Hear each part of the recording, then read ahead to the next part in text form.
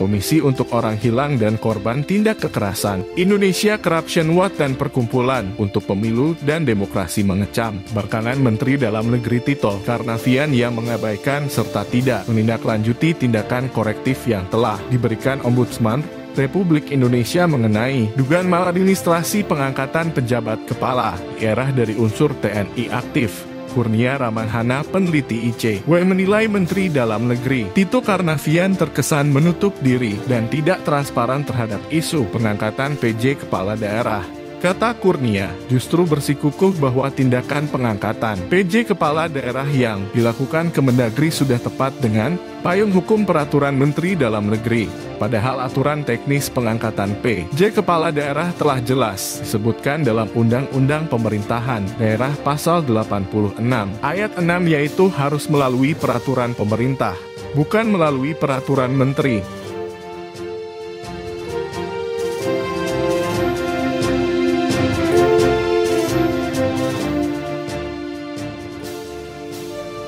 Tiga NGO yaitu Komisi untuk Orang Hilang dan Korban Tindak Kekerasan Kontras, Indonesia Corruption Watch ICW, dan Perkumpulan untuk Pemilu dan Demokrasi Perludem mengecam pembangkangan Menteri Dalam Negeri Mendagri Tito Karnavian yang mengabaikan serta tidak menindaklanjuti tindakan korektif yang telah diberikan Ombudsman Republik Indonesia mengenai dugaan maladministrasi pengangkatan pejabat PJ Kepala Daerah dari unsur TNI aktif.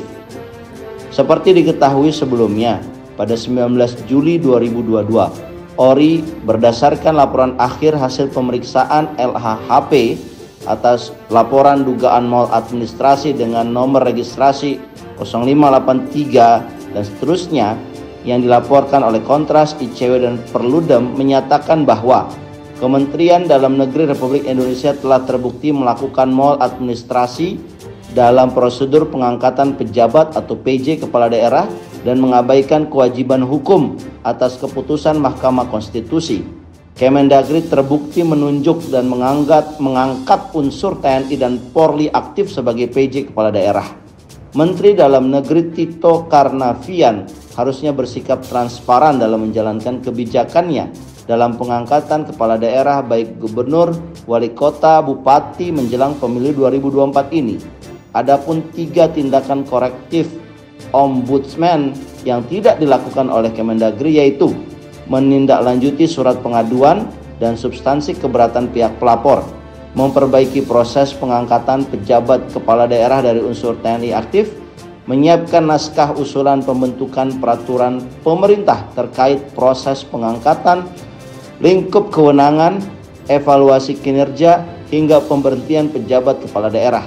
Tito pun mesti menghormati tindakan korektif Ombudsman yang merupakan lembaga negara.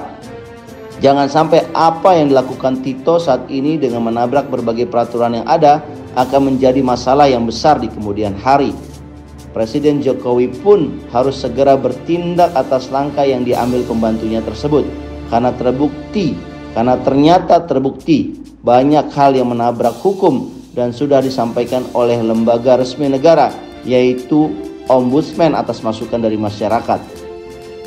Jokowi mesti segera menegur, bahkan jika dianggap fatal harus berani mengambil langkah tegas seperti memberhentikan Mendagri Tito Karnavian karena telah terbukti melanggar peraturan yang ada.